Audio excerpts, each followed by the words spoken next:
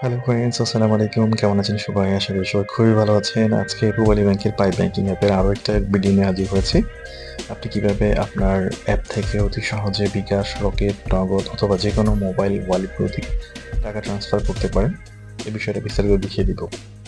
আপনারা ইতিমধ্যে দেখতে পাচ্ছেন আমি পাই ব্যাংকিং অ্যাপে লগইন করে আছি এবং পাই ব্যাংকিং অ্যাপের মাঝখানের একটা রেড সার্কেল করে রেখেছি।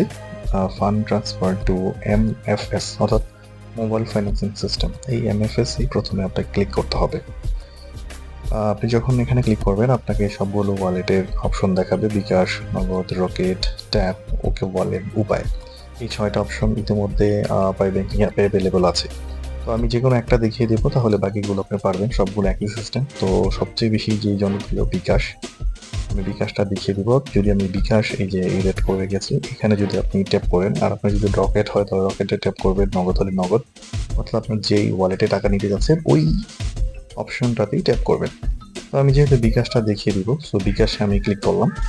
বিকাশে ক্লিক করলে এরকম একটা সিলেক্ট কন্ট্রাক্ট অপশন বের হবে। উপরে দেখুন একটা অপশন আছে, এন্টার নেম অ্যান্ড নাম্বার। তো এখানে আপনি যেই ওয়ালেটের নাম্বারে টাকাটা নিতে যাচ্ছেন এখানে এটা টাইপ করবেন, আর যদি মোবাইলে অলরেডি সেভ থাকে ওইখানে নাম লিখলে অটোমেটিক চলে আসবে।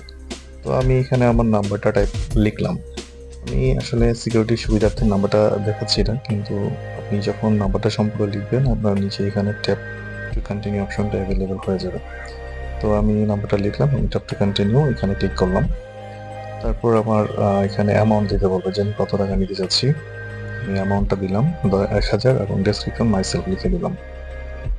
দেখার পরে নিচে দেখুন প্রসেস অপশন আছে, প্রসেস অপশনে ক্লিক করতে হবে এবং মোবাইলে একটা ওটিপি আসবে। আপনার মোবাইল ব্যাংকে যে মোবাইল নাম্বারটা দেওয়া ওই নাম্বারে ওটিপি যাবে। ওই ওটিপিটা এখানে ৬ ডিজিট হবে, টাইপ করবেন এবং টোটাল সামারিটা আবার দেখাবে প্রসেসে ক্লিক করলে। যখন আপনি কনফার্মে ক্লিক করবেন টাকাটা বিকাশ ওয়ালেটে চলে যাবে। তো এই ছিল প্রসেস। আপনি চাইলে যে কোনো ওয়ালেটে সেম প্রসেসে নিতে পারবেন। আশা করি ভিডিওটা শর্টকাট করেছি এবং ভালো লেগেছে। যদি আরও পূবালী ব্যাংকিং বা অন্য যেকোনো ব্যাংকের যেকোনো তথ্য জানা থাকে আপনি ভিডিওতে কমেন্টস করবেন। ভালো থাকবেন। আসসালামু আলাইকুম।